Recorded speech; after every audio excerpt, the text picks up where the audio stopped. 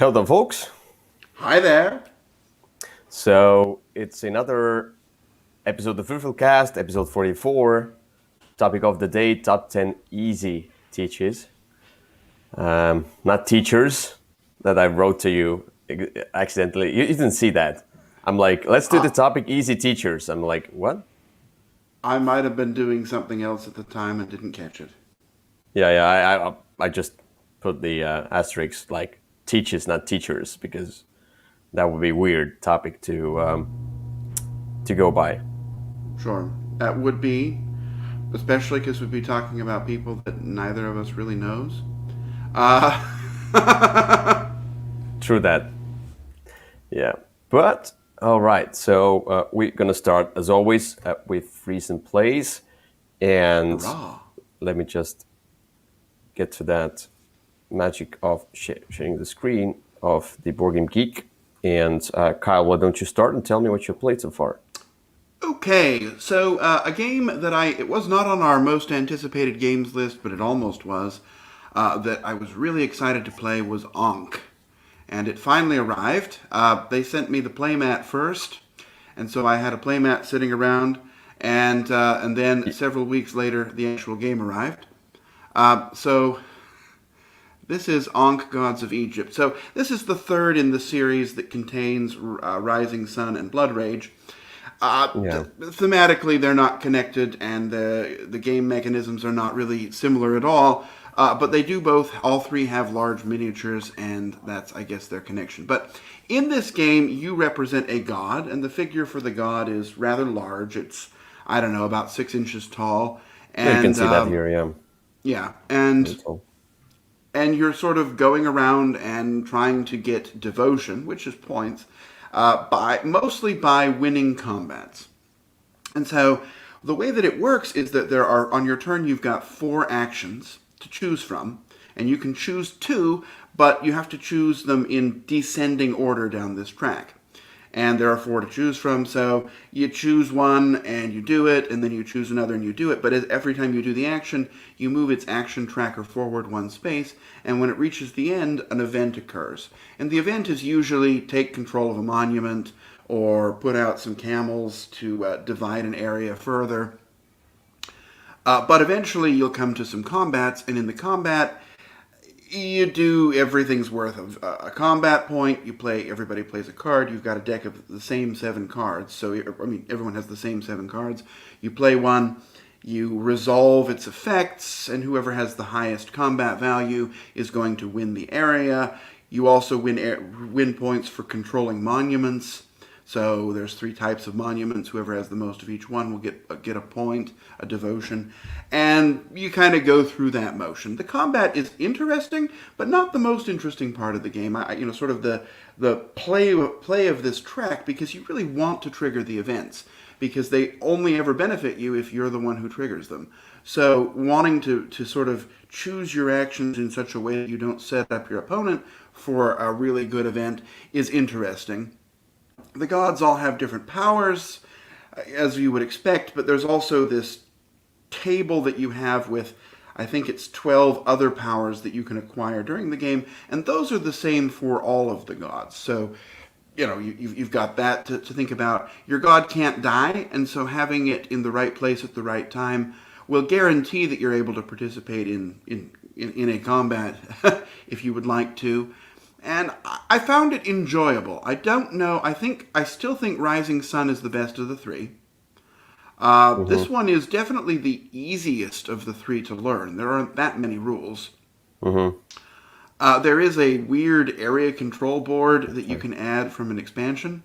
I have not played with that one yet. And I've only played the game at 2. I'm concerned it might not be best at 2. I think it might be better with 3 or 4. Some of the rules don't even come into play in a 2-player game. For example, there's a point where if you're the last 2 players on the point track, your characters merge together, and then you have the combined powers of both, and you've now become a team sharing joint victory or defeat. So that does not happen in a 2-player game. Uh, and I don't know. I enjoy it. I don't know that I love it, but I liked it enough that I would certainly play it a few more times with different player counts to sort of figure out better what it is. And it certainly the figures certainly look nice. So there you are. That is Ankh. Yeah. I backed it at first, and it's been late, quite, I don't know how long, but I backed it a long time ago. I think 2019, something like that. Probably, I don't remember. Uh, yeah, it was 19 was when it. No, I think it was announced in 19 and didn't come out to Kickstarter until 20. Okay, I see. Yeah, yeah. But yeah, I've backed it, and then I backed out. At some point, I realized that I don't know. When I looked at it, the further I looked at it, I was like, okay, I do, and I had some changes in my collection. I went through my collection again and again, trying to figure out what I want to do, and like my 50 games policy going on, and I realized that I heard about Kemet coming back as well. So I have Rising Sun. I played Blood Rage. I'm not sure I need to have Blood Rage in my collection. I thought about that before, but now not. I do Yeah. have Rising Sun. I was like, okay, so I feel like this is another one. This is another one in that kind of a series which just will not benefit me in any way, my collection or anything like that, Mm-hmm. because I do not play that many dudes on the map games. Not many of my co-players like that style of games, and yeah, I realized I don't want to. I feel like I backed it and then I backed out. I lost like maybe $10-15, something like that, due to the Oh. Kickstarter royalties, whatever. But Oh, it doesn't okay. matter. I got most of the money back, Sure. and I don't feel bad. I want to try that one out. I can see that it looks cool. I like the thing is I really like the Egyptian theme. I like the ancient themes like Japanese, Mm-hmm. like Rising Sun. I backed it because I really like the theme. Vikings, I didn't like that much, but now I do like because I played the video game about the Vikings, Mm-hmm. the Assassin's Creed one, and yeah. But now, as I look at it, I'm not that excited because I got the new copy of Kemet. I Yeah. didn't, And yeah, I didn't back Kemet, I would. but yeah, Well, yeah, but it's available. So I I will got the say. Kickstarter copy, yeah, of Kemet Okay, good. anyway. I will say that the games it and Kemet are not similar really very much at all, but the Sure. comparison is obvious, and I would say that I think I like Kemet better. Yeah, And I the think the thing is, reason for that is that in Kemet you can completely customize yourself, right? You can have yeah, all you can be the only person with a specific power. In this game there's only 12 to choose from, and those are always going to be the same. So, I mean, it makes it a little easier to make your decision, but everyone's going to be sort of doing some combination of those 12 things. And I think I wish that each of the gods had its own completely different and wildly tree, diverse set of powers. And then I would probably have liked this one a little bit more. As it yeah, is, I mean, look, it's much easier to play and teach than Kemet. We're talking about easy teaches. This one is definitely on the easier side because there's not that many rules. But I don't know. I mean, you pass around the yeah. wine list a few times in Kemet, and you're like, okay, this is kind of ridiculous. This one, you definitely don't do that. But Yeah, I don't know. I think if I had to pick between the two, I'd pick Kemet. I don't want to compare them because I haven't played the new Kemet with the new set of rules, but they said it's a streamlined It's the Kemet. same. So yeah, but I mean, like the I loved Kemet, but it was too fiddly at the time. I was like, I don't want to get involved in too fiddly games, and I feel like it might be when I looked at it now, the gameplay, the new one, it is more streamlined, and I like that. So, and it's another dudes on the map game. So what I feel like it's not like they are the same games, but just it gives me the same vibe looking at them. Uh, that's that's what I went with. I haven't Sure. played either of them. Like I played the Kemet, but yeah, it's mostly basically the same game as I played before. But yeah, I went with something more safe, a safe choice. I played Kemet before. Let's go with Kemet. That's what I thought. Very well. So yeah, Well, anyway, that's my recent play. Hank got the feature. So recently I just went on a streak. I bought few games. I don't really buy them right now anymore because I have a collection of, like, I have my policy of 50. I have a full collection of games that I really love, and I don't feel recently I started feeling that before, but now even more and more and more that I'm not interested in new titles that come out. I look at them, I'm like, okay, it looks cool, but I think I don't want to get involved unless, let's say, yeah, I'm gonna get back to US with you in February. We're gonna be on a cruise. Then I'm gonna play all these games, like new games, if I get a chance to play them. I don't want to buy them. I don't want to get uh, to do new stuff like right now. But yeah, I bought Kemet back. I recently bought Onitama back into my collection. I'm starting to buy older games that I once used to own. I'm starting to get them back. I want to like complete my collection with games I do really trust. And I haven't played the exit room or escape room style games in a while now because I got tired of them. I played a ton of them, like a ton, all the various exit games, and now I stopped them. But one particular system that kind of got me hooked throughout the whole plethora of all these scenarios is Unlock, and I got the seventh one, Unlock the Epic Adventures, I think. Yeah, that's the one. Okay. They're all, I'm like epic, exotic. All of the boxes have the same name practically. So Yeah, yeah. So, but this is the seventh box. So I've completed all of the boxes so far, except there's the eighth box, is the newest one, which I haven't, and the Star Wars one. But I'm not interested in Star Wars theme, thus I'm not interested in that Unlock. But what kept me coming back to Unlock, the integration of the app, is something that you should appreciate, because what the other escape room games do, and like Exit and so on, I got tired of them because the puzzles were like tactile puzzles, a lot of them, and visual puzzles, etc. But what they lacked is the story. When I go into a real escape room, I feel like I'm in a kind of a story. Recently, I went with my girlfriend to the Harry Potter one. It was and when I with the colleagues as well, there was another Harry Potter one, and I like that because there was some kind of story. I was connected to that. With his exit room games, they are very abstract and very much into the puzzles themselves. But I want something else beside. I want a little bit of story. I want a little bit of beauty in it as well. So, and I feel like the unlock system just is more approachable. It's easier to get into. It's just kind of a gets you in there with whoever I have played it with. It just works. I'm not going to show you too much. There are like some pictures here, but you know, let's just not show too much spoilers. There were three scenarios here.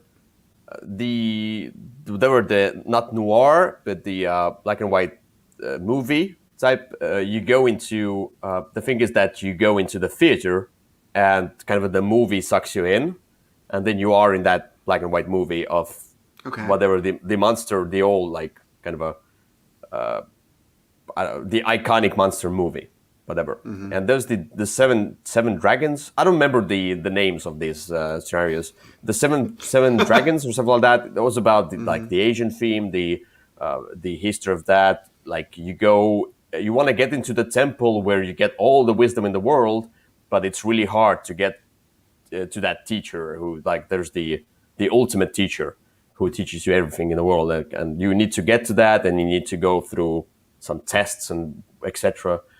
And there's the agent one, the Agent 07. Now, I played the dragon one first because it's the middle difficulty first. I wasn't hooked. Right now, I've played 7 boxes, 7 times 3, 21 scenarios so far. This one was the unintuitive for me. And now, let me say that different puzzles for different folks. You know, some puzzles might be very intuitive for you, and extremely unintuitive for me. It's totally a person based. Some people might like the scenario. I didn't like it. I felt like it was disconnected. I felt disconnected to this one. Then I also played the movie one solo, and I don't usually like unlock solo because if I get stuck, there's nobody who can support me and say, oh, like if there are like I like to play it. I love to play it with two people. That's the best way to play unlock, in my opinion, because there are two of you. You can bounce the probabilities back and forth, and you can just get into that, and like the other person can spot something you didn't spot. And I played it alone, and there is a split into two teams for a moment in that scenario, which is very rare. Okay. There will only been two scenarios which split the teams in two, but I could play it solo totally. It was just like I didn't have to, like if you split in two, you have to tell what you see. They have to tell what you see, but I just had it all in front of me, played by myself, and it was nice. I like the ending. I like the flow of this one. This was like somewhere in the middle for me. I liked it, but loved Okay. it. And now the '07 scenario. Wow, they tried to implement new mechanics, and '07 got you hooked because it's a two-part. I'm not going to spoil anything. It's just basically, but you get a vibe of time stories a little bit because you get a character and they can interact with each other. You get some gadgets which can interact with, like you can use the gadgets all the time. You have these gadgets, but then you have to use them at the right time. It's a whole other kind of a sub system of unlock. It felt like a movie. It felt like a story. We went through the puzzles were intuitive. The puzzles were cool. I liked all the puzzles. I'm like, wow. At some point we were like, my gosh, how didn't I get that? Like we had to take a few hints, but we were like, oh my god, like it's so obvious. Why didn't I see that in the first place? So I loved it. It's one of the best scenarios of unlock so far. The Agent 07. I'm not gonna Okay. talk anymore. This is a nice box, but I would go for the Ancient one. But there were better boxes as well, where all three scenarios were rather good. Maybe at some point I'm gonna go through all the unlocks and give my thoughts on Okay. how I rank them. But now I want to get I into wouldn't do a that. next box. Yeah, but Okay. we should get, maybe we'll play one of the unlock boxes together at some point because it is cool. You just have to play with me, then it's cool. Yeah. Okay. I mean, look, I enjoyed them a lot back in the day. I've cooled on them, as you know, a lot, but maybe I'll give. I don't know. I've been wanting to get back into them and try another box, so maybe I'll look into one at some point. Yeah, yeah. But this system just holds on. I mean, like, the system just works. Okay. Everything else I've tried, it's great, but I got tired of that. Unlock, I never get tired. I don't know why. Maybe the app. The app is something. It's the Very culprit. well. Anyway, now we go to the next topic, which is Call of the Old. We talk about the older games, which are at least 5 years old. And So, let's now do it the other way. So we're gonna bounce back and forth. Now I'm gonna start with my Cult of the Old okay. first. I don't know, just get some variety in our Very podcast. well. Now, my Cult of the Old is an older game which was redone into a newer game, basically the same, just a kind of a deluxified version. But the deluxified version itself is also at least 6 years old now. So both of these versions could be on this list. But Empire's Age of Discovery is my Cult of the Old. I just want to talk about it a little bit more. I know I've talked about it a lot.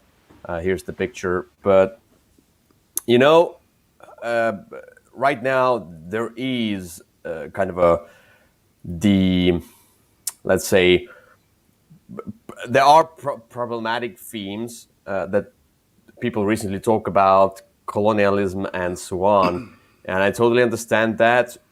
But at some point, I just want to play a game, and on a gameplay standpoint, this game is amazing because it combines the area control with worker placement in a way where you can plan everything ahead, but something can happen and you have to be precise with your workers.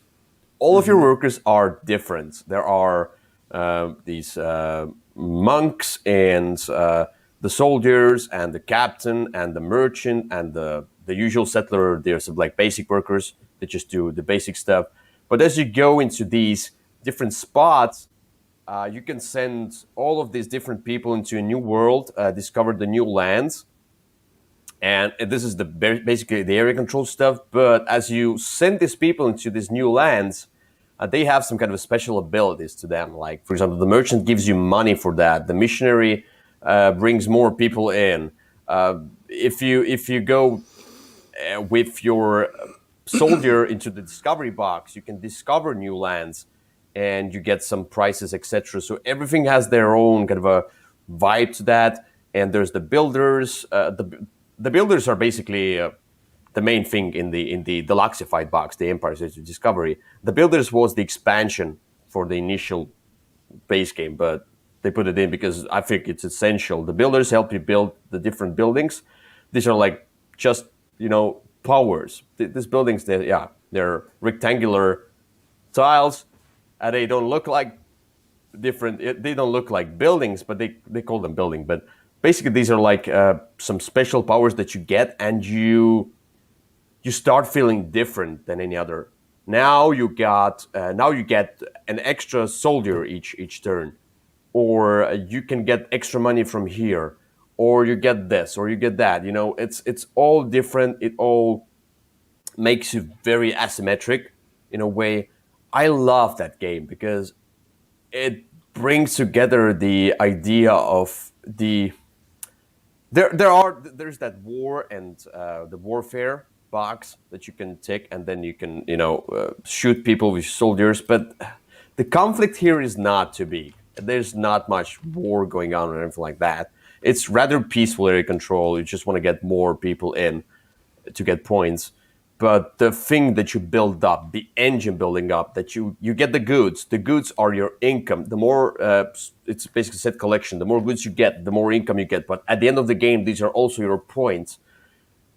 All these different workers, it just works perfectly together. You build yourself up. You just feel very satisfied at the end of the game. Even if you lose, you feel like, oh, I achieved something. I'm different than any other player. And I like how games make me do that throughout the game, not at the beginning of the game. Like, I don't like games that are completely asymmetric from the start because I feel kind of a disconnected to other players. But here we are. We are in the same boat. But then we're going to go venture into different paths. So my choice for Cult of the Old, Empire's Age of Discovery, great game. And if for some people this is a problematic theme, I can totally get that. Don't try it then. But for me, I can look past that and enjoy the game. It's one that I enjoy. I enjoyed quite a lot. I need to probably get this one out again someday. Yeah, So, we should together maybe. Yeah, okay, that's a good idea. yours? Mine is a game that I recently, so, since we're talking about easy teaches, I picked an old game that was really easy to teach. I got it out recently and tried it again. The game is called Fresco. Okay, I know that. And it came out, oh, geez, I don't remember when it came out, but it was 10. several years ago. Oh, okay, there you go. It's right there on the screen. So this is a game, in theory, about painting a fresco, restoring a fresco. When what you do is you have a number of workers and you'll pick your wake-up time. It was the first game, I believe, that had that mechanism, which shows up occasionally. And then that will set your turn order, it will set the price of goods, and it will increase or decrease your workers' satisfaction level. If the workers become very satisfied, you get an extra one. If they become dissatisfied, you lose one. So you've got to manage that. And then what you do is you have that board that you just had there on the screen, which is your various actions. I believe there were 4 of them. and you'll assign your worker, it looks like 5 if I count them correctly, you'll assign your workers to those actions.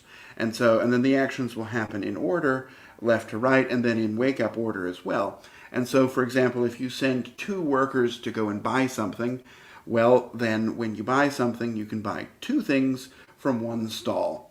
And the price is going to be higher if you are earlier in the turn order or lower at the end, but you won't have very much to choose from at that point.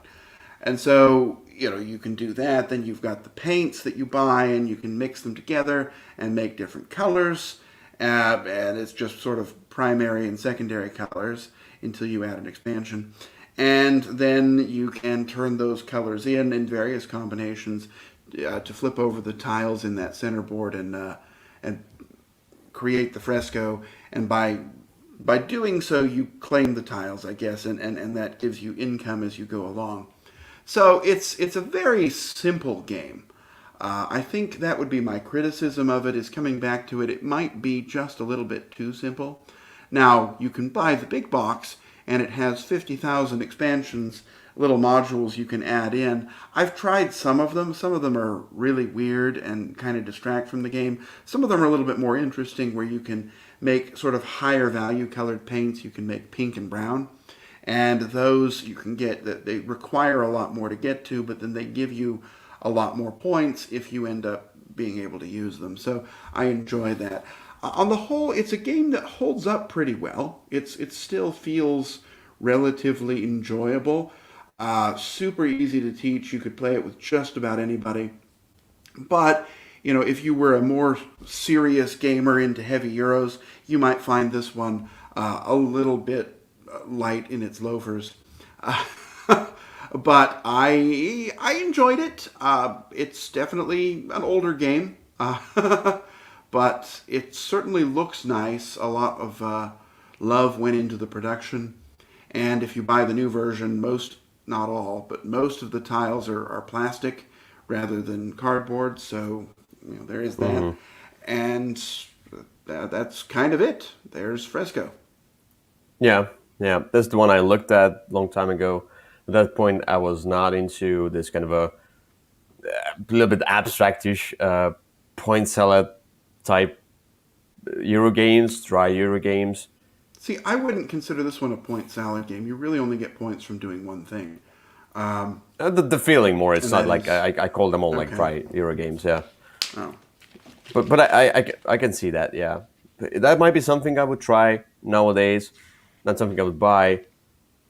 Yeah, but I yeah, I skipped wouldn't that. say buy it, but you might enjoy it because it really would work with a lot of people. So if you had somebody who was maybe newer and doesn't really like games with lots and lots of rules, this one has some interesting concepts that are easy to grasp.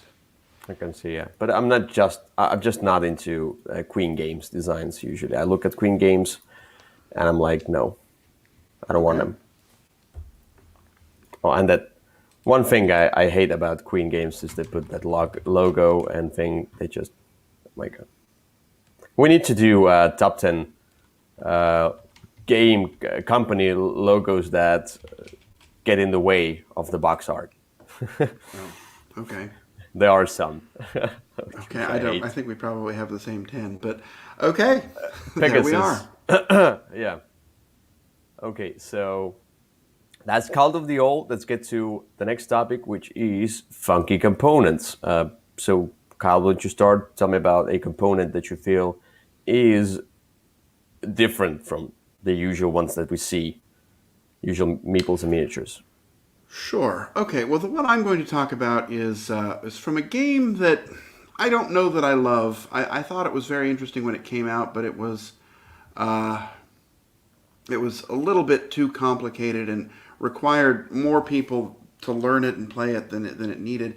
The game is Article 27, and the funky component, of course, is the gavel. It comes with a nice wooden gavel that you can use in the game, and it's a negotiation game, but I don't know. Games that are just sort of strictly negotiation, where it says here, negotiate around this, I tend to find not all that exciting. And that's kind of what this game is. But hey, the gavel certainly stands out and is memorable. And if you want a lightweight wooden gavel, you can buy one somewhere else and not spend too much money for this game just to get one.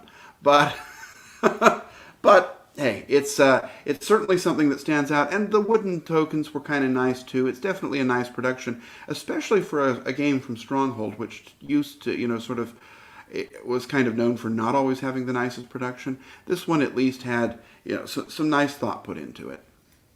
Yeah, nice. So That's there you have it. thematic, and yeah, that's good. That's cool. Yeah. So mine is more obvious.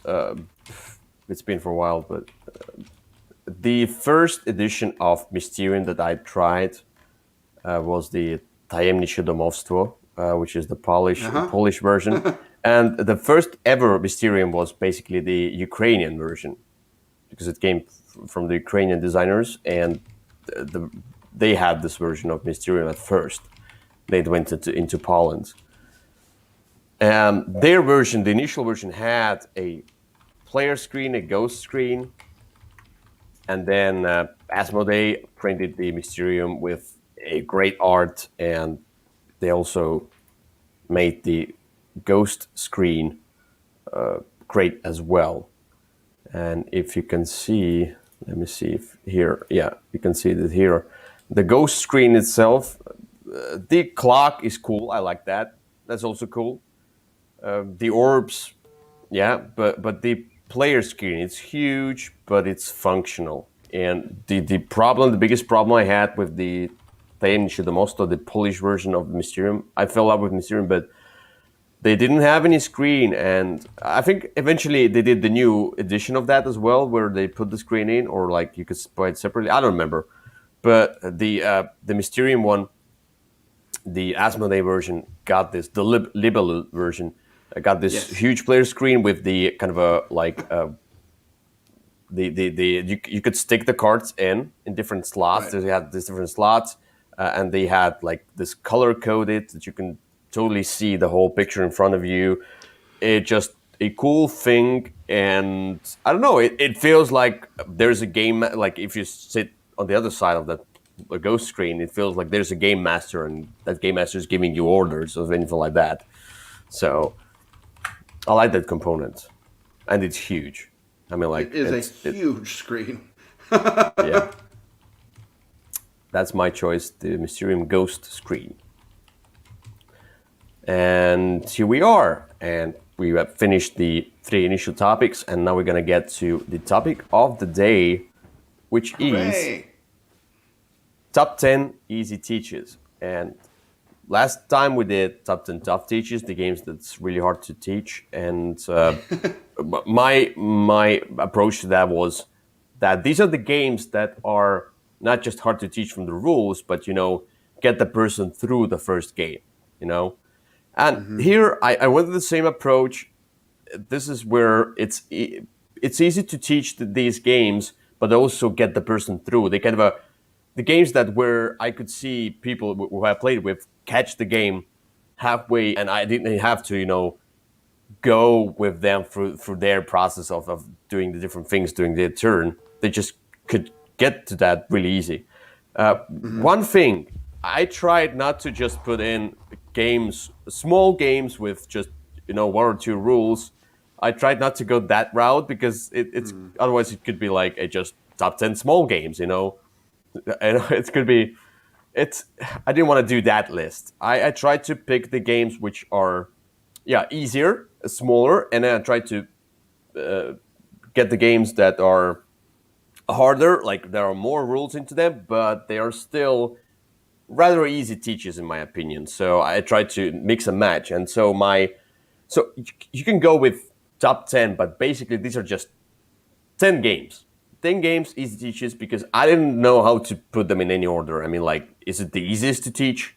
Because it's the smallest, but I didn't want to do that. So my top half, 10 through 6, are the bigger games that are easy to teach. And my 5 through 1 are the smaller games that are easy to teach.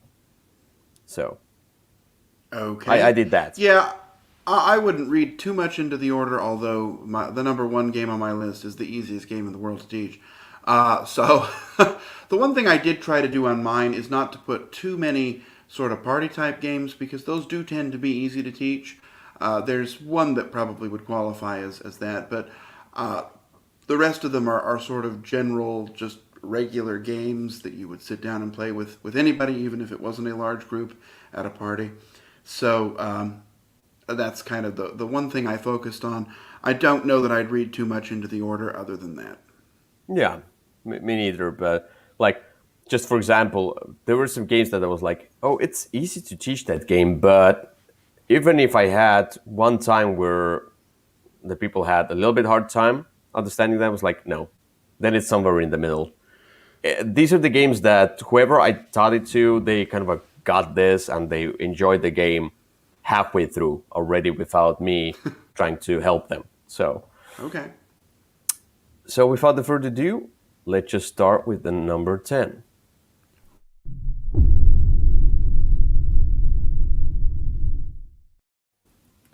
All right, what's your number 10? Right. My number 10 is a cooperative game, which tends to be fairly easy to teach. Not all of my games will be cooperative, don't worry. But this one is a particularly easy entry level cooperative game. Very few rules.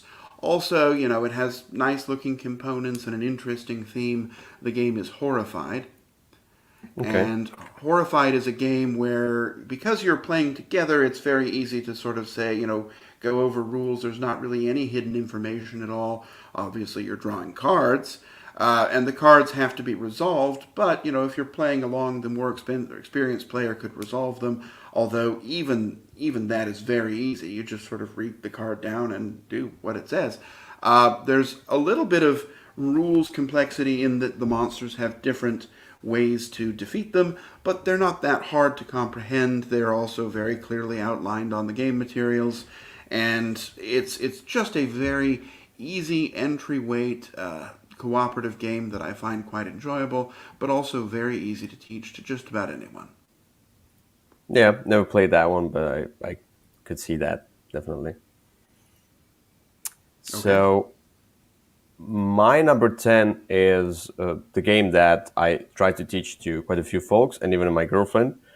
And they got it and they just crushed me. And that's a good sign. That means that this Okay. game is an easy teach. Although it has quite a few rules, quite a few components, it's big. And that's the Lost Ruins of Arnak. Okay. But the Lost Ruins of Arnak, it's a kind of like a deck builder game. I wouldn't say it's extremely a deck building game, and it's deck building plus worker placement. But the whole symbology of the game is so easy. You can see there's a lot of stuff going on. Once you explain a few basics, it's just these are symbols. That's what you get. Whatever is on the picture, that's what you get. Here, that's what you spend. Whatever's on the picture, that's what you spend. If you get the thunder, the lightning symbol, these are use them wherever you want. We, Anything that does not have that, it's one action. Just do one action. It's not like you can do 100 of actions during a turn. You can do that main action and those three actions. And three actions are really easy to spot, and you can you just do one action, and then there's the other's turn. I feel like there's some things you need to explain, but you can explain the basics and then go through that. I feel like this game is very intuitive, even with the cards themselves. Yeah, there are some of the text on the card, but they are in front of you. Like if you want me to explain the text on the card that you don't really understand or the symbology, they also the reference of this symbology is on the back. It's just so easy. Yeah, I just realized that it's so easy to teach that game, although it feels so big. I don't know how to explain that any other further. Sure. Yeah. Yeah, I mean, the rules are not hard in this game at all. I did find I've had a couple of times when I've taught this where people have had a little bit of trouble focusing on what they're supposed to do. So that's why I didn't put it on my list. But I agree, at least from a rules standpoint and a clarity of symbols standpoint, it's definitely not not a difficult one to teach. Yeah. I mean, like, what they have to do is more like a strategy, and people that are not tend to play a lot of strategic games, every game could be the same for them. Like, it's hard to understand what should I follow, but it's more of a strategy type thing. It's not about the teach itself, in my opinion. All Okay. right, let's get to number 9.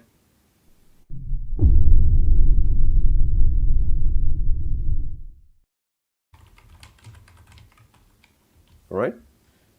All right, my number 9 is a game that is relatively new, but I taught it recently to some people. In fact, just a couple of weeks ago, and I've taught it a lot, before that as well. The game came out last year, and it is Nidavellir. And Yeah. Nidavellir is a very streamlined system, but there's a lot to explore. Really, everybody's kind of playing simultaneously, which helps with the teach because there's not really any downtime for people to sit and get distracted. You're bidding on what you want. You've got to learn sort of what 5 different colors of cards do in terms of points. There's only one that's even hard to understand, and that's marginally the orange cards, which have a bit of a Yeah. formula you have to figure out, but it's not a particularly complicated formula. Uh, and really, that's what it is. It's put out your coins. You're going to bid on 3 different things, and you have 2 other coins that you're not going to use unless you decide to combine them. But it's just go forth and do. Now there's a lot of strategy to sort of figure out and decide, okay, I really want to be diverse and get all these champions, or I am just going to go all in on green, or whatever it might be. And there's a lot to play with, and it works differently at different player counts. I like that. But the game itself is a super easy teach, and no one really has any trouble understanding how to play and what to do because you can just pick something and do it. And I've really found that to be quite enjoyable. So that's my Yeah. number That's 9. where I thought about that one, and that's where I would disagree a little bit, but it's maybe just my experience. I think it's all based on the experience. And I felt like all the different scoring mechanisms that are in there, it's not extremely intuitive at first. I think the first game of that, it's not a hard teach as well, but somewhere in the middle for me. Like the coins where you bid, and then the other 2 coins to the left, you can combine them if you put the 0 there, out there in one of the 3 coins, and it just didn't feel that intuitive for the players that I taught it to and played it with. So I did not consider that onto my list. It's somewhere in the middle for me for the teach. Okay. But yeah, maybe it just depends on the people themselves. So my number 9, and as I said, my first 5 games I'm going to talk about are the harder games, but I feel like they are rather streamlined, so it's easy to understand. One of them is called Homesteaders. That's also the one that I played quite a lot, and you can skip the expansion for now if you play just the base game. But the thing about Homesteaders is that if I can find any pictures as well. My God, this is some kind of picture. Okay, it doesn't matter. It's another version of that, but basically, Homesteaders has a rather streamlined, intuitive bidding on that. You bid, somebody bids more, you're outbid, you outbid them further, or you go somewhere else. And if you don't bid, if you skip all of that, just move 1 space on that track, you get that bonus. As easy as you could get. The hardest part is trading, but not because it's hard to understand. It's because one thing people forget are the trading chits, and then they realize that, oh, I forgot that I need more trading chits to trade that. But it's not hard. It's more like a thing that you need something to trade with. But the buildings that you buy, it's an engine building game where you buy all these buildings, they don't have much of the picture on them. They just have the symbols. The upper one is you buy, like it's the same with Lost Ruins of Arnak. Here you give those resources. Here you get those resources.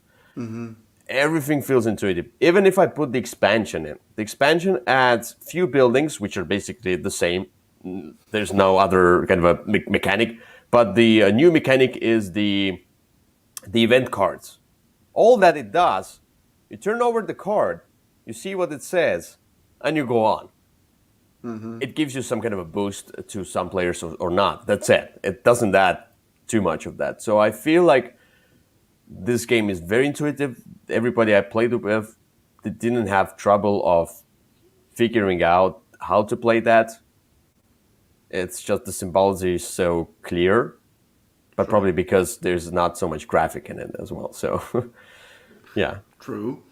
If you like brown, it's the game for you. Yeah. This is the older version. There's the newer one looks a little bit better. Okay. So, yeah. Very well. That's my number 9. Let's get to number 8.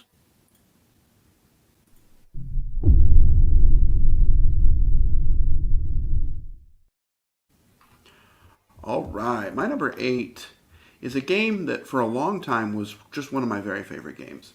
It fell off my list for one very specific reason, and that is that setting it up takes a really long time. But as far as a game to teach and to learn, it's very straightforward. The game is Memoir 44. Okay. And so it's a World War II game, and you're going to be playing through a battle, and one player plays one side, and another player plays another, and there are some different objectives. Usually you're playing to a certain number of points. On your turn, you have a hand of cards. You're going to play one card, and it's going to tell you what you can do. So it might, the board is divided into 3 sectors, and it might say move, 2 units in the right sector. And so you would play the card, move 2 units in the right sector. When you attack, you are going to roll dice, and the dice are going to show you what they hit. So if you are trying to hit a tank, you're hoping that the die shows a tank on it. It's even, the combat table is very easy. The sort of what you do, because the choices are kind of limited, what you're going to do on your turn is going to depend on that. But there's enough choice that you don't sort of feel like, okay, well, I have to do this. But then there is some planning to sort of make sure that you're able to move things when you need to, because you're obviously going to have to depend upon your hand of cards. It's just a very straightforward game. Now, as you add in more expansions and different armies, some things become a little bit more difficult. Like, once you add the Russian army, they sort of govern by committee, and so they're less efficient. Or when you when you go into Africa, the African troops are able to move differently. But on the whole, it's even with those little rules from the expansions, it's not particularly difficult to grasp, and anybody can really pick up the game and play it and feel competitive even from the very first game.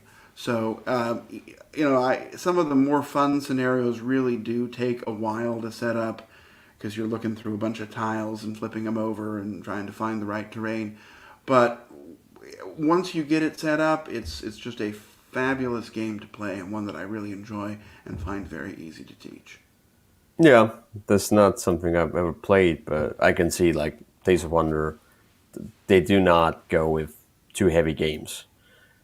And I just realized there's one more game for Days of Wonder that I didn't put on my list. So Oh, okay. might have been one of the. No, I was thinking about Five Tribes. Oh. Five Tribes, I feel, is also maybe it's in the middle. That's maybe because I would I definitely did. not have put that one on this list. But it's also easy. Like it's probably the hardest game in Days of Wonder library, except maybe Yamata as well. But it's also easy to go with. All right, so that's all the game right. you didn't put on your list. Yeah. What's the game you did? The game I did put on my list is the game I also loved, and there are those powers that you have, but everybody has the same powers, and I feel like if you look at the text of those powers, they're so easy. And I'm talking about Mission Red Planet. The hardest part is that the easiest part to explain is that, there's area control. You get more people into that section, you get points. That's it. The hardest part probably are these. There are some the smaller cards, the special cards. They're also rather intuitive. Just read the text, you understand that. But the role cards that you play, they say put two Martians, whatever, or they put two whatever they are, dudes, uh, on two different ships. Boom. Mm-hmm. Put this dude, or you can move your dudes on this 3 times, on this Mars 3 times, or whatever. Very intuitive text, very easy to grasp, to learn, and I can go through different cards. Sometimes when I taught it, I went through different cards, and sometimes they say stuff like that. So beware, just read the cards, you'll understand that. I never had the trouble with that. Everybody understood what these cards did, even if they read them Okay. themselves and explained them. So I feel Right. like this game is about just, play a role card, reveal that based on the number, get your people out there on Mars and try to get most points during production. It's so easy. It's very light game in my opinion. And yeah, I just didn't have any trouble teaching that to any number of players. It's 2.2 says here on the port PGG as well. So it's a very light game. It looks big, but no, it's not. It's All fast and right. easy. It I is. don't know if you I would if you agree with agree that. with me. I do. Let's get to number 7 then. We might not agree on the next one.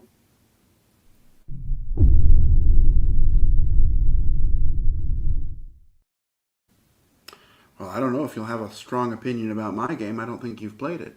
Uh, but Gloomhaven? my, no, it's not that. I would not put that one on this list. Sure. This game is so. This is a very new game to the list, but I have because it's new. I've taught it a lot recently, and I have found it to be very easy to teach and very easy for people to understand. It's another cooperative game. I think it's the second and only. I think it's the last one on my list. So this game is called Paleo. We talked about it last time or the Yeah. time before, and what makes it easy to teach is that you really just sort of start, right? You deal out the cards, explain how you win and lose, and then because you're playing sort of simultaneously and cooperatively, there's not a whole lot to teach. You teach sort of what one or two symbols mean, and you're ready to go. On your turn, people are going to draw 3 cards, looking at only the back and select which one to go for. You can be an informed decision because there's a little chart that shows you what's likely to show up on 4 different types of cards. Or you could just pick one.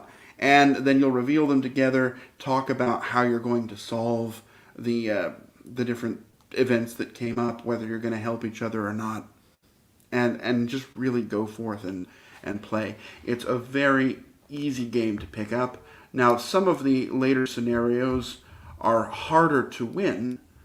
They change the rules just slightly, but even those don't have a lot of new rules. It's just sort of the way that you're doing this core mechanism. You need to make sure you're focusing on this instead of that. But the game is super, very friendly to new people, and I have really enjoyed my plays with it, regardless of whether I was teaching it or playing it with someone who had played it with me 2 or 3 times already. So that is my that is my number 7 paleo. Yeah, I feel like cooperative games is an easy pick for this list because with most of them, not most of them, like half of them at least, you can just start explaining some like basics and then just let's go through and see what we find. And if we find that, I explain that further. It is easy to teach such games. Uh, I try to not put too many cooperative games. And to be honest, I was even thinking for a moment, oh, if I play cooperative mode of Nemesis, for me, it's easy to teach to people because I just explain the very basics of that. And I say, when we encounter that other stuff, then I'm going to explain that. But yeah, with some of them, they're still huge. So I was like, I cannot say it's an easy teach, even though with cooperative game, I can just, just Mm-hmm. tell them the very basics and then go through that throughout the first play. But then I feel like throughout the first play, I still explain and explain and explain as we go further into the game. It's not an easy teach then. Yeah, but maybe this one is. Yeah, yeah. It is. Some of them are like intuitive. I mean, you promised to disagree with me on number 7, but I don't know No, that no, you're no. able I to yet. promise that you might disagree on number 7 with me. Oh, Like, okay. yeah, yeah. So here we go. But I don't think you will. My number 7 is a deck building game, but I feel like it's okay. You can say Dominion is. I don't like Dominion. I wouldn't put it on the list because I don't like Dominion. But there's a game that I really like, and I feel like it's also rather intuitive and easy to get into. It's Clank. Oh, I thought about this one. Absolutely. I don't feel like it's hard to teach this game because it's rather easy. The cards do explain themselves because, oh, this is the symbol, this is the money symbol, this is the movement symbol. That's it. With that, you can move your dude. With that, you can buy cards. And the cards are laid out in that market of cards. And if you need to explain a particular card, which usually you do not, because they are also rather easy to get into, then yeah, that's it. There are a few rules, like you need to explain some of this stuff on the board, maybe, but as well, like if you get into the forest, it consumes all your movement. That's it, boom, nothing else. If you get to the treasure, you need to decide if you take it with you or not. Boom, done. Nobody had trouble learning that game, in my opinion. And I heard some people who are not gamers at all and played Monopoly and then went to Clank, went to play Clank. Let's say that Okay. was their next game. Let's say alias Uno, Monopoly type things, and then they went and played Clank, and they were like, "Oh, I really like that. Yeah, that was so easy." I'm like, "Wow, that's cool. Cool to hear that there are some games that are great games, hobby games, and not mass market, but still easy to learn, even for those people who just buy them themselves, who are not gamers." So, and I feel like this is a good game to All teach right. and learn. I agree, actually. I thought about this one. I didn't end up putting it on the list just because I didn't have enough room. I only had 10 games. Yeah. Then let's get to number 6 and see what happens.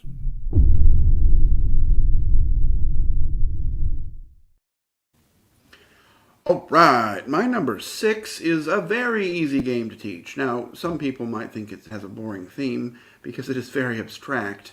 And the number one rule you have to teach people is not to eat the game pieces. But the game is Azul. Yeah, And I can see that. Azul is another game that has just very few rules. There's a lot to think about in the game, but on your turn, really, what you have to do is take all of the things of one color from one area and then place as many of them on your board as you're able to, remembering that they all kind of have to stay together. And that's really it. You can advance the game a little bit by buying the expansion boards or flipping to the other side where there's a little bit more free-form placement. But on the whole, even with the most advanced of advanced rules, this game is very light on the rules, sort of upfront overhead, and it's a game that anybody can really get into and playing in just a few minutes. And I've played this one a lot of times with people who don't really love more complex games, but they have really enjoyed this one because you kind of get the feeling that you're doing something smart, right? You're choosing something at the right time, and it lets you feel like you're doing a good job really the whole way through from start to finish. So I really enjoy this one and find it very easy to teach. Yeah, that's not the one I've never tried Azul. I do have not, let's not say similar game, but the game where the pieces is also rather beautiful, chunky plastic pieces is the mandala stones from Board and Dice. But I didn't consider to be there because the scoring there is a little bit to understand. So I was like, okay, I'm not gonna put that on the list. A similar game to Azul. So, but all right. Very So my well. number 6, yeah, is so it's the last game from the from these bigger games, the games that look huge and kind of feel like they have a lot of rules, but they're easy to understand. And this one, I feel you will agree, because this is my girlfriend's favorite game, and I was like Okay. no, because I was very impressed. This was one of the first games she played of the not like extremely easy game to learn. And she was like, wow, she just fell in love with that because it was. She said it's so streamlined, it's so easy to learn, and that's Tapestry. Okay. Tapestry, yeah, I feel like Tapestry is easy to learn because the iconography is there, it's rather intuitive, and all you do on your turn, just move on the track, one space forward, and that's it. You don't have to do much. There's a lot going on, but it's all symbology, it's all easy to grasp. I feel like there's not much going on. And yeah, I base it on the experience that I have with people who Sure. learned it, and nobody had any trouble. It's just so easy. Just choose one of the tracks and just move on that one space and just do whatever the symbology is. Take a card, take a resource, build a building. Nothing hard. It's very intuitive in my opinion. It has four for that huge game. It has 4 pages of rules. That's it. So I feel like Tapestry civilization game, but let's say civilization themed game, but not really having A little better. a traditional civilization kind of a feel to that. So it's rather abstract in my opinion, and the whole building those huge pieces, the painted pieces on your board is basically playing a Tetris or something like that, or polyominoes, kind of a feel to that. Also extremely easy to grasp. So you're playing quite a few mini games. The only difficulty you might find is in the leaders, the factions. That's the only difficulty you might find, but you basically explain that to that person what it does. It's not that hard, and that's it. Yeah, I don't know if Okay. you agree with me. Well, I mean, so I don't know if I agree with this one. I can agree that you don't have to teach a lot, but I find that whenever I have taught it, there are a lot of symbols in this game, and even if lots of them are open, some people tend to have a lot of trouble understanding, especially on those yellow cards, what they do, and so I find that that can be a little Hmm. frustrating for people. Also, with the different special abilities, not all of them are as intuitive to sort of understand what to do. Some of them definitely are. Yeah, And when I teach the game, I will sort of hand pick one or two to give to somebody to choose yeah, from, rather than letting somebody end up with something that is just very complicated or very intricate. I definitely would need to do some curation of that. And so I don't know that I did think about it, but I dismissed it just sort of for those reasons. Although on the counterpoint, I know Victor plays this game with all of his friends all of the time, and not all of hmm. them are really into the heavier games, and they've really taken a shine to this one. So there's sort of that, and it sounds like you've had a positive experience teaching it. But Yeah. anyway, It that's seems my like thoughts. it's based on the experience. Yeah, yeah, that's it. Okay, let's get to number 5.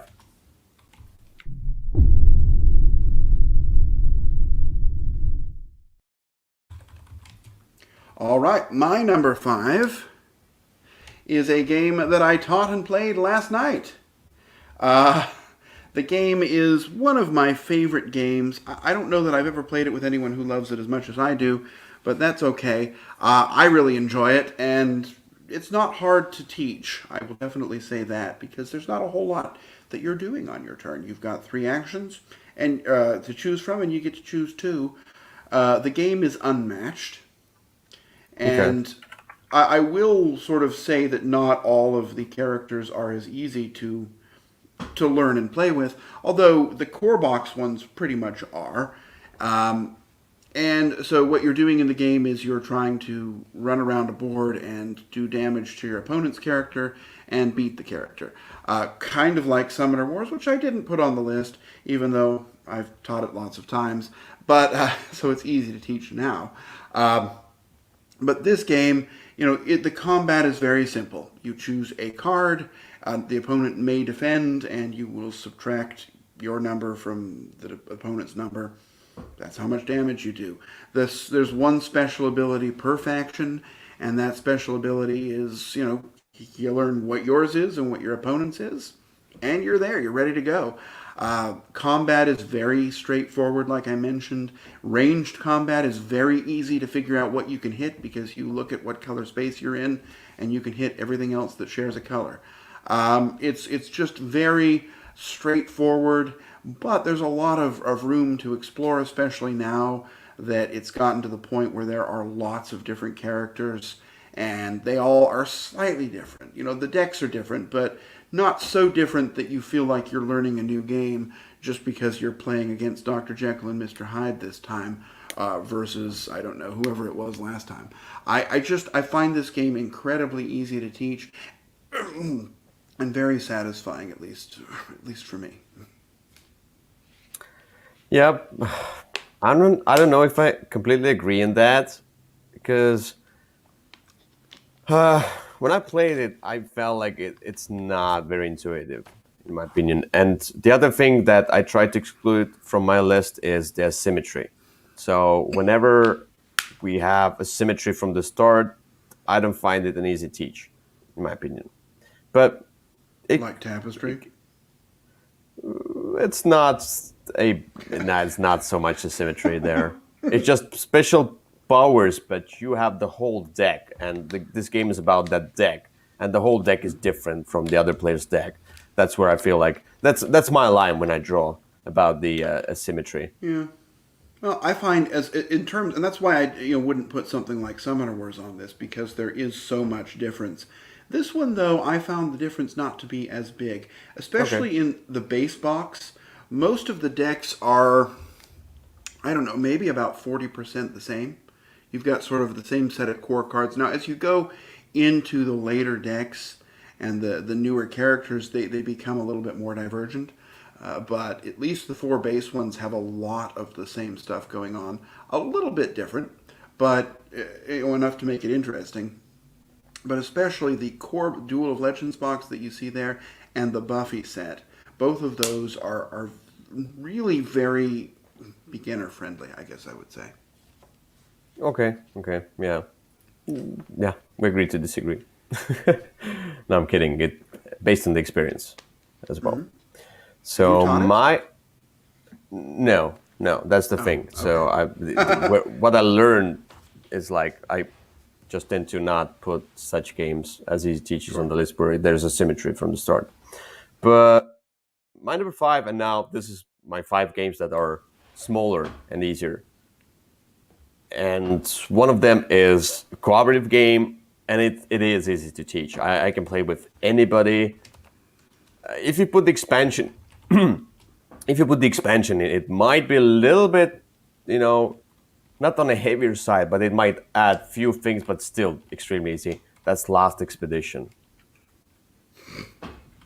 I feel like this Okay. this this is my go-to cooperative game where I don't have to explain much. So there are color-coded kind of symbols explain themselves. If it's empty, or if it's a white, then it's you spend that. If it's black, then you gain that. That's it. And then the yellow, the red, and the blue, easy. The red, you have to choose one.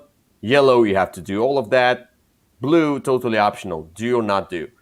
That's it. And you need to get these symbols, the moving meeple symbols.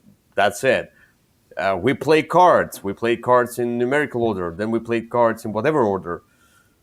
I can, as we go through the game, it's because it's cooperative as well. There's Sure. not much and the characters that you have are just few symbols, and the characters you control them together.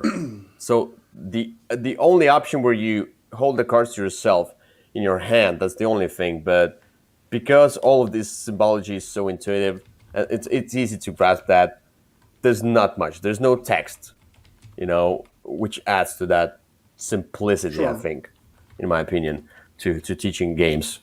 So yeah, it's my go-to cooperative game with people who are not gamers at all, and whoever I taught it to, they like that. They like the puzzle, and the first round they feel like, what should we do? Maybe they don't understand the not the process, but the flaw of the game, the feel of the game is not intuitive from the start. But once they get through that first round, I'm like, oh yeah, they start discussing. There's like, oh, let's put this card here. Let's do this, that. Yeah, Yeah, Lost Expedition. I agree this is easy to teach. I have not taught it for a long time, but I could definitely see that. It's definitely one that you can kind of start playing and see how it goes and jump in, and there's not a whole lot of going on. Now, if you add in some of the expansions, maybe that goes away, but as a base game, I would agree with that. The expansions are basically extremely small modules, like micro modules. There's I don't know. not That much. werewolf change makes things a little bit more complicated, but that's Yeah, the okay. only one. Yeah, that's that. I think that's the hardest one, which is also easy. So Okay, anyway, I mostly played the base game when I sure. taught to new players. So let's get to number Okay. 4.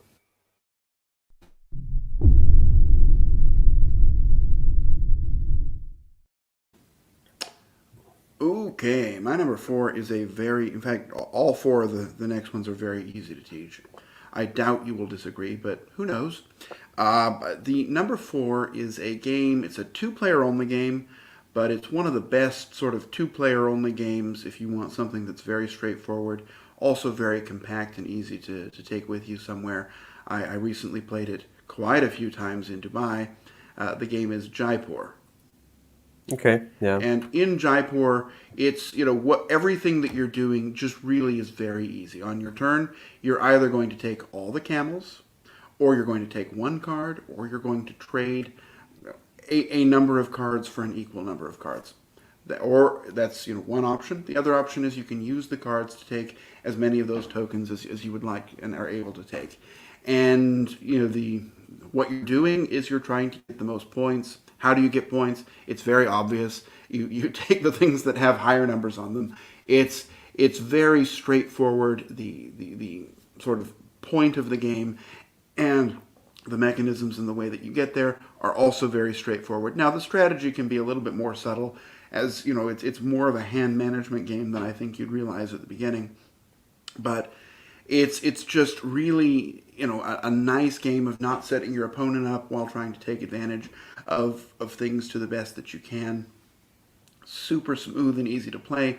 That sorry, I must have swallowed some water wrong. Okay. The only hard thing is that you have to do all that math and count up your points. But even that's not really a rules issue. I find this game, it's one of my go-to games for if I have just one person and I'm looking for a really easy to teach game. That's Jaipur. Yeah. Okay. I can see that. Yeah, it's just very smooth play, so It that's is. why it's easy to teach as well and go through that the first time. So my number 4 is the game that we already talked about today, and I feel like it's also Ooh. easy because it just hand out the cards, and the other players just need to try to understand your wicked minds, why you gave these cards to them, or and so on. So that's Mysterium.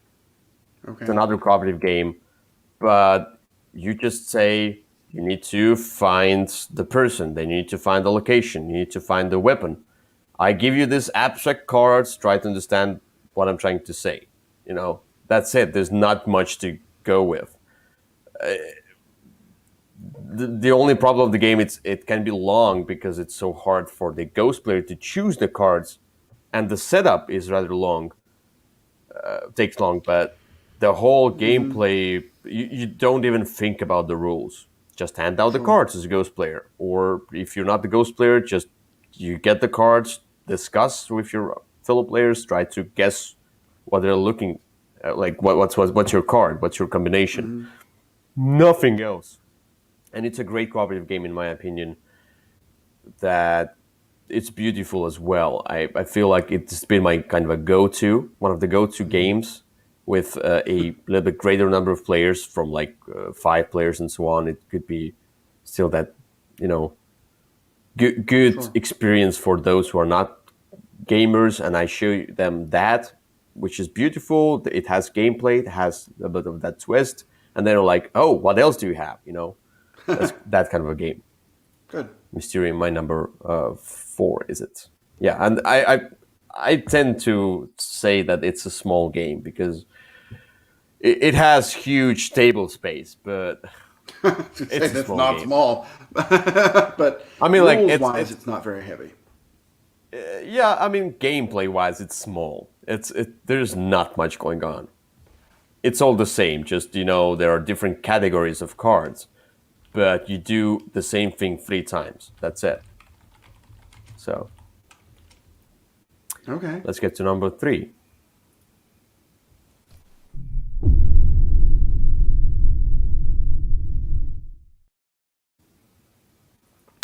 Okay, my number 3 is a game that was designed to be easy to teach. So this one is easy by design. The game is Santorini. Yeah, It is and it's an abstract game, but I mean, it's abstract in what you're doing, but it certainly looks very interesting and inviting. And what you're doing on your turn is you are moving a figure and you are building one piece. How do you build the piece? You place it in a space adjacent to you. What are you trying to do? You're trying to get up to the top or create a situation where your opponent cannot take a full turn. But you usually will win by getting up to the top, but who knows? You can add in the special powers, but even if you add those in, it doesn't really complicate things that much because each no, character gets one special power. Now, if you play with some of the with that Magic Fleece expansion, it can be a little bit more complicated, and some of the powers are a little bit more advanced. But at least in the you could play with just the game without the powers, which isn't the best way, but a great way to learn it.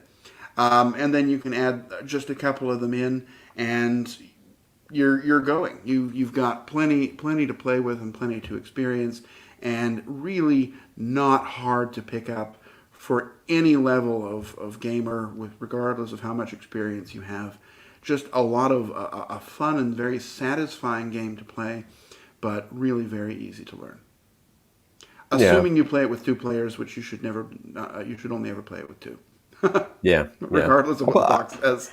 I mean, I played with 3. It was okay, but yeah, I played with 2 definitely. This is a 2-player game, yeah. But yeah, it's just move and build. That's it. Move, build, nothing else. It's like Yep. And so go simple up. rules.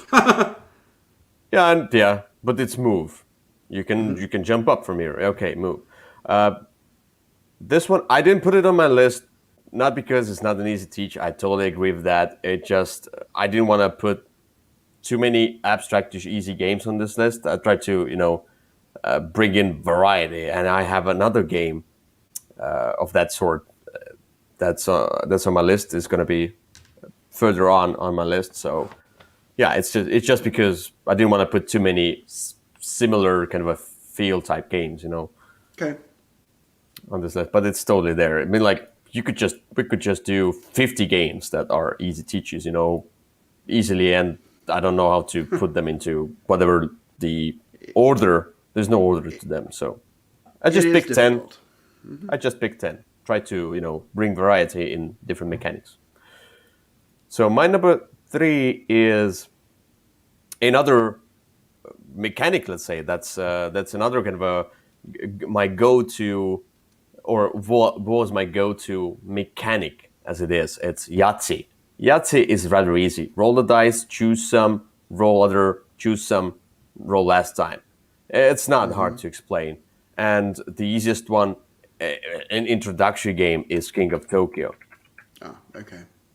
Yeah, so I was worried it's you were easy to grasp. putting Yahtzee on the list. Uh, No, no, no, no, no, no. But I mean, like the okay. Yahtzee King of mechanic, Tokyo, I consider this one as well. So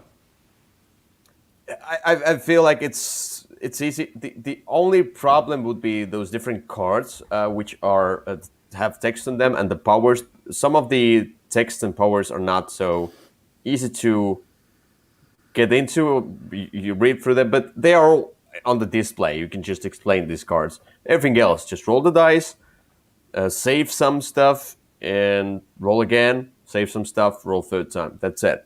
And these symbols, here you get points. Here you heal yourself. Here you can buy cards. You get the energy by cards. You go in and out. You damage each other. I don't know. There's nothing hard to. It's been a go-to for many people. It's one of those well-known go-to welcoming games. Introduction Sure. games. Oh, I definitely agree. This is a very easy game to get into. Again, it's one that I wouldn't ever play with two. I don't know that it really does very well at two, even though you could play it at two. But if you had a group of three or four people, it can be really quite interesting and very easy to get into.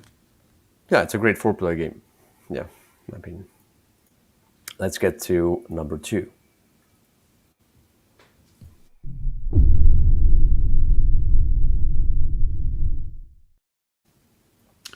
All right. My number two is one I don't think you will disagree with, mostly because I don't think you've played it. Uh, but I've taught it a few times recently since it's new. The game is no, it's not a cooperative game. So even though it kind of feels like it should be, it really isn't. The game is Destinies. So Destinies Yeah. is it's by the same company as did the Chronicles of Crime. We talked about it a little while ago, but you've got two goals that you are. Each character has two goals, and you don't have to pick one, but you're only really going to accomplish one. And if you accomplish it, you enter your finale. And if you finish your finale first, you win. But there's a lot of exploration that's going on, but the exploration is very easy. It's handled by the app. And so when you teach it, you really say, okay, on your turn, you can move one or two spaces, and then you can choose one thing to interact with. And then you kind of go from there. You'd have to explain how the checks work, which is very easy. You roll some dice, you can add some more, and if you hit a certain number on a track, you're going to see how many of your tokens are on that track. That's how many successes you have. That's really it. With that, you're probably ready to play the game. It's extremely easy to play, but there's a lot of discovery. So people don't feel like they're playing an easy game.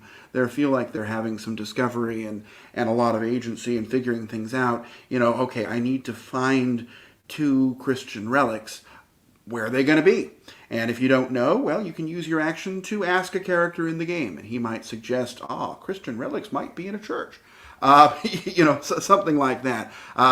That's not a spoiler there. But it's really very interesting. There are stories that you'll play through. There's a campaign, but not really. I played through it, and the scenarios are not connected at all, really, other than that one might reference something that happened 2 generations ago in passing, but it has no effect on the gameplay. The app really handles all of the behind the scenes stuff, so that as the player teaching it, you don't have a lot of figuring things out or things to remember. You just have to put your iPad on the table and say, we're going to play it, and it tells you when to set things up, how to set things up. The game works so well and is so easy to teach that it really definitely belonged on this list. It was the first one I thought of, and it's only number 2 because number 1 is just the easiest game in the world to teach. So, Yeah. anyway, that is mine. It gives a Seventh Continent vibe if you play with more than one person. It gives a Time Stories if you play by yourself, which is a really interesting feature as well. Yeah. I'll take your word for granted. I haven't played that one, and I don't know. I cannot agree or disagree. So, yeah. Well, you can, but you don't have anything to base that But on. by looking at the game, it doesn't feel like it's an easy teach. It But does yeah, not, the but it the, really uh, is. the looks are deceiving. Yeah. So my number 2 is another game that, recently, or let's say a month or something like some ago, I went to my friend's house, and I haven't seen him for a while. He has a newborn kid, basically now like almost 2 years old kid, and just a kid, just to remember old times, etc. And his wife, she's not into games at all, and she doesn't really want to learn or play any board games. She's just like, no, I even if the easiest game, she's like, I don't know, maybe she'd play Uno or something like that because she knows that, or like Alias or whatever. That's it. She doesn't want to learn any games at all. Even the Okay. easiest that I would say, like, oh, it's really easy, just try it out. You're gonna have fun. But she was like, whatever, today's the day. I'm gonna play that game with you all. And I brought the one of the easiest games. This is basically my new go-to game, except the Last Expedition, where it's so easy to get into, and it's so fun. It's so beautiful, and people love it because it gives you the vibes of the what's the game called, the werewolf, etc. The hidden roles. That's the Grim Hmm. Masquerade. You've played it, so I I don't have. feel like you should disagree with that because what you I've never do. taught it though, so. Always like draw two But cards. I could see that it would be easy to teach. Yeah, Yes. draw two cards. Out of these two cards, just give one to another person. Keep one for yourself. Like, yeah, one at a time. But that's it. That's the whole game. And this is your character. Whatever is in the upper corner, that's what is the thing you want to get. Whatever is in the down right corner, that's what you don't want to get at all. These are the artifacts. So you can see every other player has their own character. Everybody's hidden.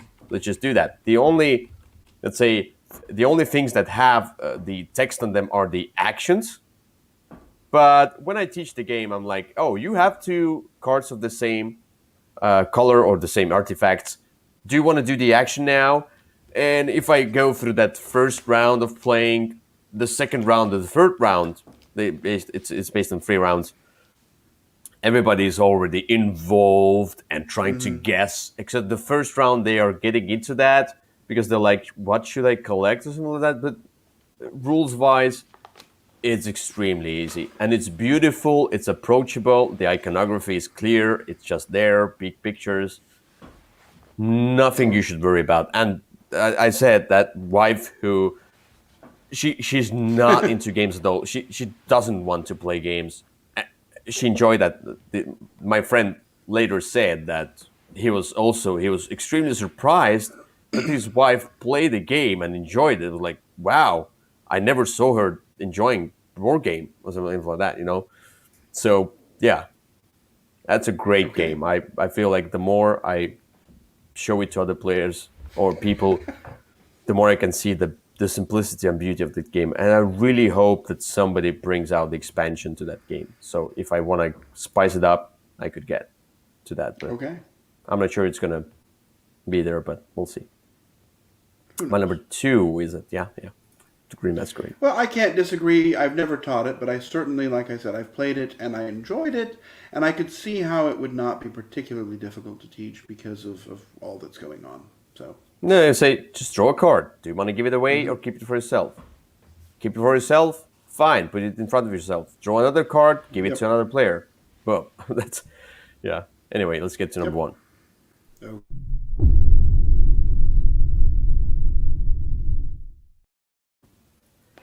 All So right. My number one is the easiest game in the world to teach. I'm not sure that you'll be happy that I put it on my list, but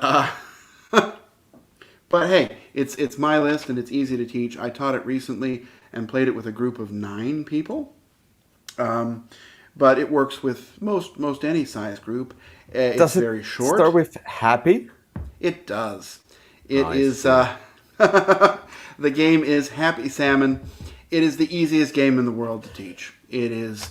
You demonstrate the 4 actions, which are very intuitive, except one, and then say, find somebody who does this, and try and throw your card on the table and try and get rid of your cards as quickly as possible.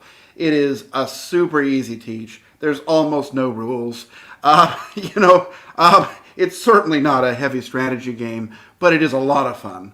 Everyone really, enjoys it. It also masquerades as a game, but it's actually exercise because you're running around the table. It's fun to play loud. It's fun to play soft and quiet. And I just really enjoy it, and everybody really kind of gets behind it, and it's super easy to teach. There you are. My number one, Happy Salmon.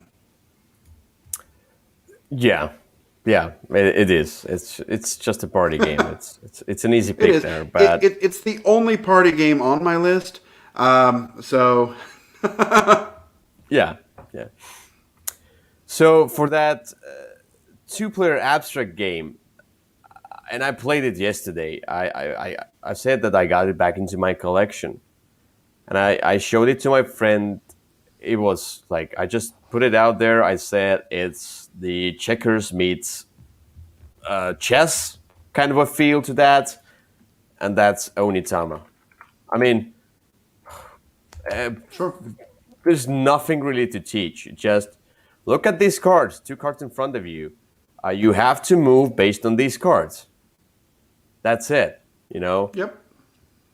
And you have to capture my masterpiece, or you have to get to that other side of the temple, to my colored space.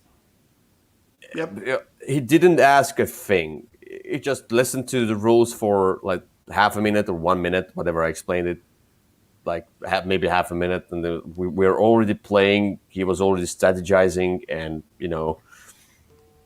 I don't know. I haven't had an easier game to learn and teach than Onitama. I haven't played it for a very while, but I could just look at the game and I could remember the rules, because you look at the game, you just know what to do. this, I mean, like, even if you have never played it or never read the rules, you just look at it. Oh, I see. That's it. Sure. Yeah, I agree. It's Onitama. very easy to teach. So And if that's you my want that choice for sort the of abstract. Yeah, that's why I didn't yeah, choose Santorini. It would be too much of that similar stuff.